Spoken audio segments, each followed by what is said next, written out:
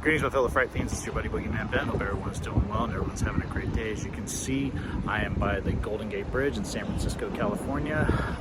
We are in the Presidio, specifically Fort Point. And this is my first time coming down to this area. Living in the Bay Area for 51 years, it's pretty incredible to say. But we are in the location from Alfred Hitchcock's 1958 classic Vertigo, starring Jimmy Stewart and Kim Novak. This is the area where Madeline jumps into San Francisco Bay and Scotty jumps in to save her. And I just want to see this location up close, and we're going to see locations from the film today, and I hope everyone will come on this journey with us. Please stay tuned.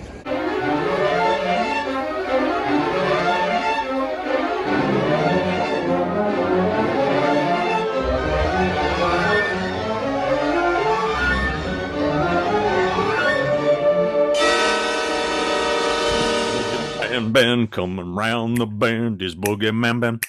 Is BoogeyMan band. Greetings, fellow fright fiends. Thanks so much for stopping by the Horror Zone channel. I hope everyone's doing well.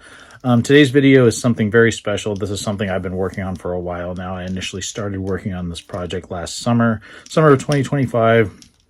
In fact, on the 20th of July, my wife and I actually went to San Francisco, not only to just have a day trip, but I also thought it would be fun to sort of try to track down some of the locations from one of my favorite films of all time, and that being Alfred Hitchcock's 1958 masterpiece, Vertigo, starring Jimmy Stewart, Kim Novak.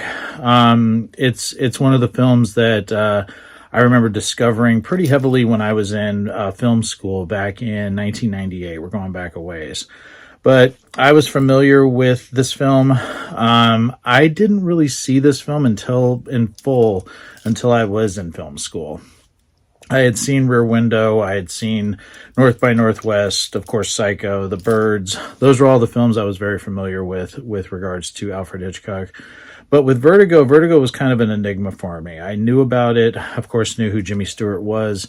I took a Women in Film course my fall semester of 1998 at SF State, where I went to school, and the subject of this film came up because of its subject matter and the fact that it deals with sort of obsession, a man's obsession with a woman, wanting to own that woman, wanting to control that woman. I was, a very young kid when I was in that class. I had just turned 24 that year. So, I didn't sort of look at like the small details, sort of analyzing films like, people do now. This was kind of something new for me that I was introduced to. I looked at films as entertainment, even if it was a subject matter that I didn't really appreciate or something that I wasn't really that, familiar with, or didn't see eye to eye with other people that saw different representations in it. I just looked at films as something, it's an escape.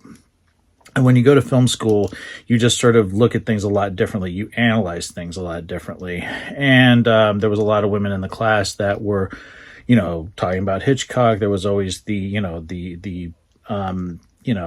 history of him and his obsession with, Grace Kelly, and trying to model his starlets like her when she eventually became a Princess of Monaco and was no longer in Hitchcock films. So he tried to sort of mold actresses like Kim Novak and Vera Miles and Janet Leigh, and of course, very infamously Tippi Hedren once we got to The Birds and Marnie. But I was really, I remember watching this film in that class, and I didn't really care for it. And then I would revisit it. They put out a remastered VHS copy of it in 1999. I don't know what happened to my copy of it. It's probably in my garage somewhere. I really want to try to find it. But it was when they did this remaster, which they did in 1996. And upon rewatching the film and really just sort of getting into more Hitchcock films besides Psycho, I really found a love for this film, especially the way it looks, the imagery in it, the colors in it. It's a very dark movie, especially for Jimmy Stewart, who was known, as, for movies like It's a Wonderful Life and things like that. But he did a lot of Hitchcock films. He did Rope. He did The Man Who Knew Too Much. He did Rear Window.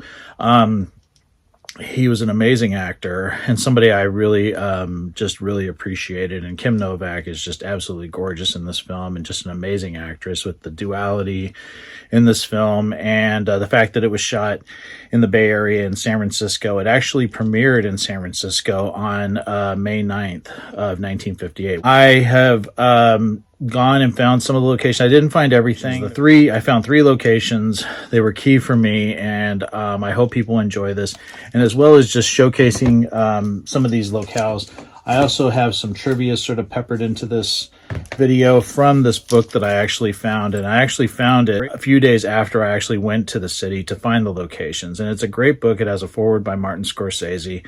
It's by David Alir, and it's Vertigo, the making of a Hitchcock classic. Amazing book. If you get a chance to find this, I found it at Half Price Books and got a really good deal on it.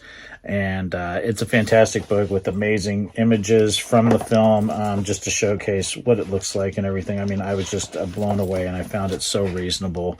But yeah, here's some of the visuals in it, and it goes through everything from, you know, like how Hitchcock got attached to it, and just what it took to make it, and the reaction to it in terms of what people thought of it when it came out, because it was following the movie The Wrong Man.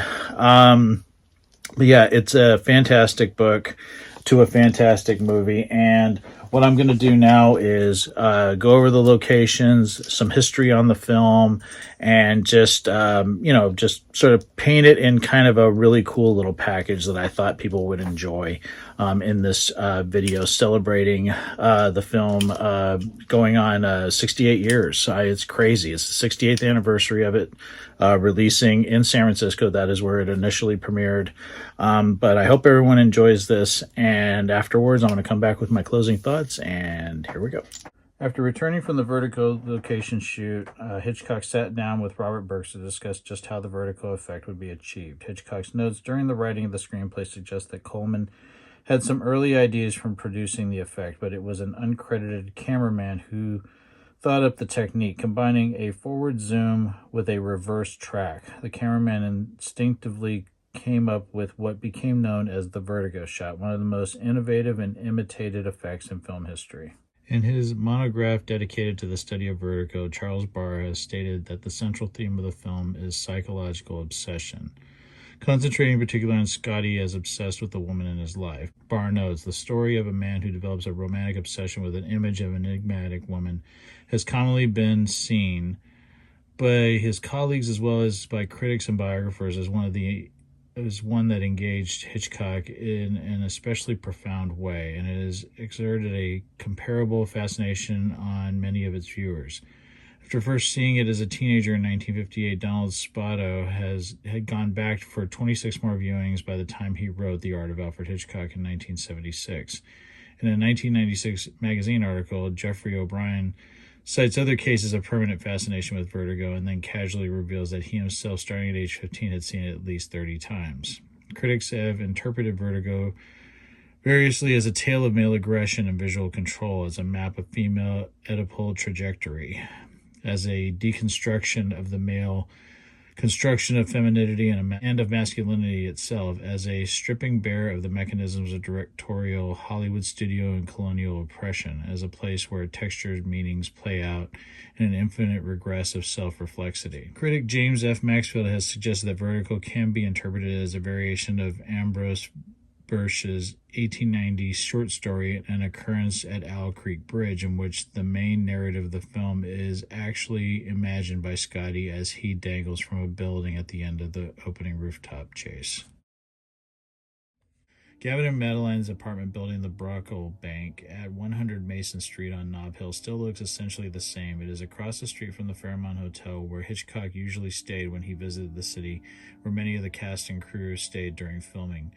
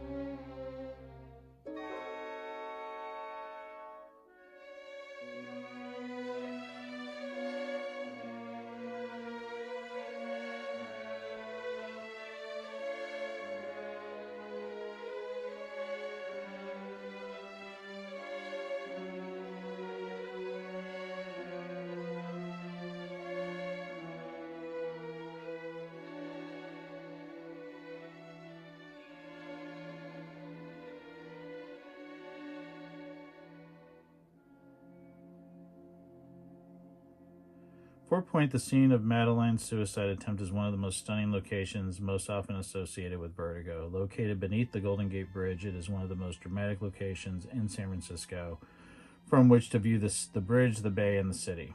On October 4th of 1957, Stewart and Novak were filmed arriving at the location. Madeline would then drop petals from the Podesta flower arrangement in the bay and then suddenly jump in. For the brief jumping shot, Novak was replaced by a double who actually jumped onto a stretched parachute. This is the scene for which some have claimed that Novak was tormented by Hitchcock's demands for endless takes. Novak would eventually spend time in a tank on a Paramount soundstage, but on this day, the double endured only 4 takes, with the third and fourth printed for the use in the finished film. Fort Point was not without its complications. Unlike in the soundstage set used for the rescue scene, there are no steps to help in climbing out of the water. The double had to jump 4 times off the sheer edge and onto the parachute, regardless of the weather. The waves are always high and the drop is dramatic. Jumping from the side onto anything would not have been easy.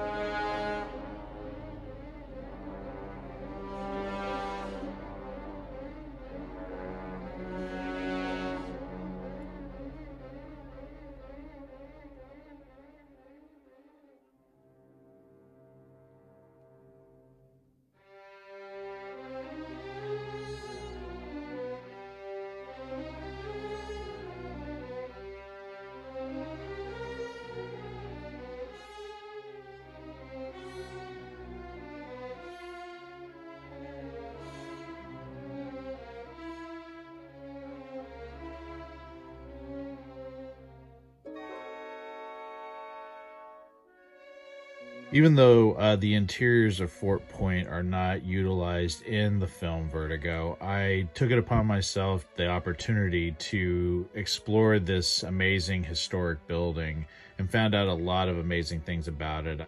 I actually ended up talking to this woman who was one of the workers there, who was sort of on it was like the second floor of the building where you could walk through, and there was a lot of like historical documentation and representations of the building and its legacy, and was talking to her about just that I was there because of Vertigo, that it was my first time being on site, and we had a really nice conversation.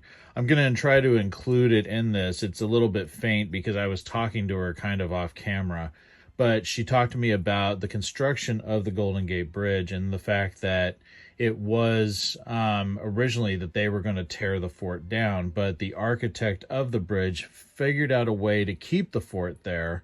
And he built like this archway around the fort. So if you look at the bridge and its construction and where the fort is located, you'll see how they did it and were able to save it. And I think that's just so fantastic. It was so great talking to her. And I even went up to the very top. My wife didn't even venture up to the second floor. She saw the stairs and was like, no, I'm not going up there. So, and it was a really cold July day. I mean, it felt like it was more suited to like late winter or early fall. It was really cold for a summer day. But I went all the way up to the very top and was standing underneath the Golden Gate Bridge.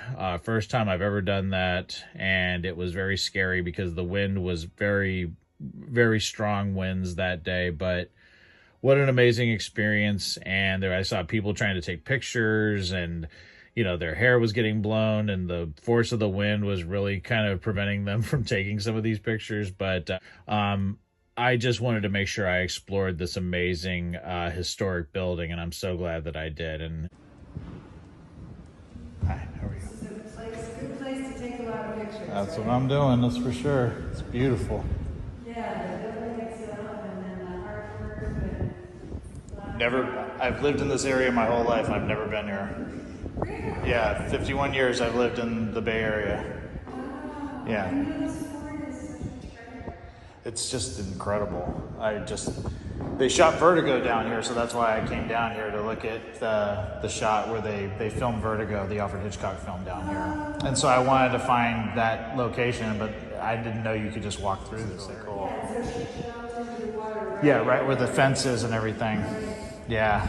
Did you know, one thing you might find interesting, so the fort, when they were going to build the bridge, they were going to tear the fort down. Oh, wow. And then the architect of the bridge, who I think his last name was Strauss, he said, no, you know, we don't need to do that. I'll redesign. Build it over it.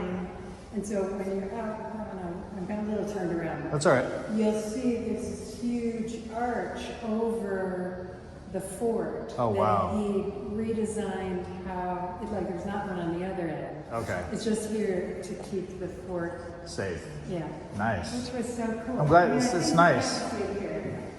Part of it. I think I know what you're talking about. I think I saw it when I was walking metal out. work. Yeah, it's beautiful.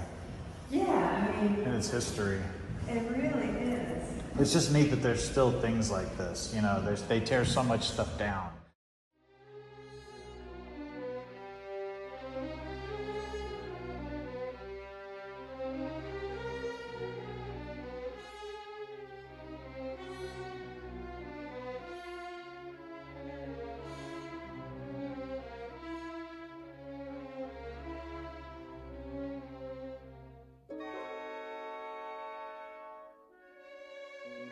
So right now I'm at the top of the point. You can see the bay behind me, it's incredible. There's the bridge. Never been up this high before. Trails out there. Right there. Whew. Following my glasses or nothing. Yeah, this is absolutely fucking incredible.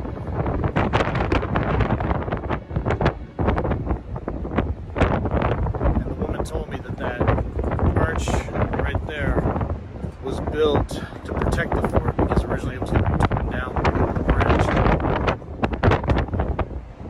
Bridge opened in May 1937.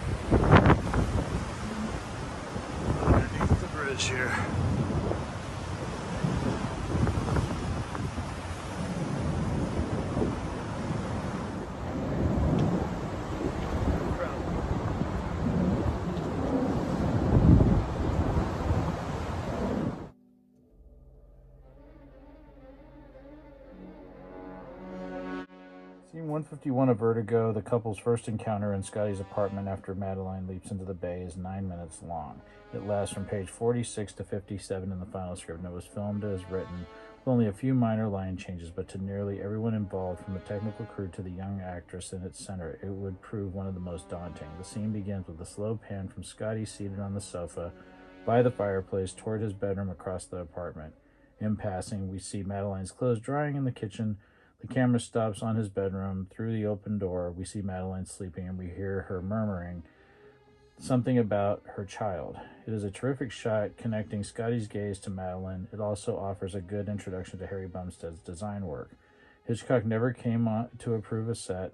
Bumstead recalls there was an assumption that because you were working with Hitchcock, you would do your absolute best. Hitchcock liked to meet in the evening with the technical crew on the next day's set to discuss the work for the following day. They were seldom specific requests for Hitchcock above or beyond what the script required. But there were a few specific requests from Hitchcock, according to Bumstead. He asked that Coit Tower appear outside Scotty's large apartment window, despite the fact that the actual tower was down the street. It can be seen in the background as Scotty and Madeline talk on his porch, and the window in question appears to face the wrong direction. Hitchcock confessed to Bumstead his purposes. I was in Hitchcock's office, and he asked if I knew why he wanted Coit Tower outside the apartment window. I confessed that I did, and he smiled and said Coit Tower is a phallic symbol. So just behind me is 900 Lombard Street, and this is Jimmy Stewart's apartment, Scotty's apartment in Vertigo.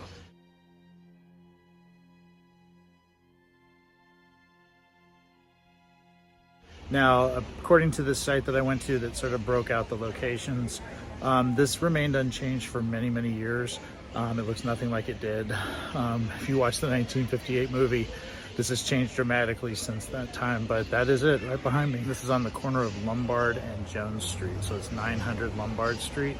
And again, it looks nothing like it did in the film, and apparently it looked pretty much like that for a very, very long time.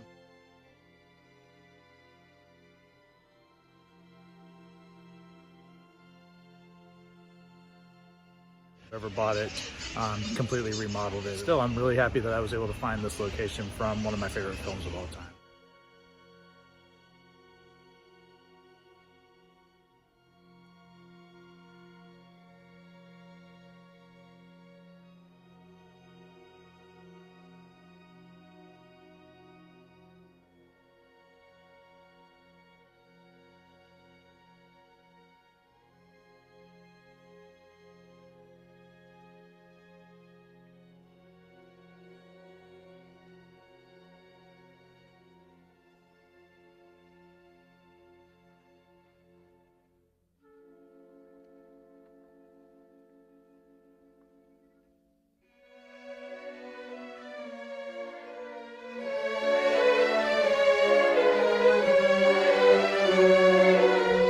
So I really want to thank everyone for taking the time to watch this video again. I've talked about this on not only my socials, being Instagram, I've also talked about it in posts here on YouTube.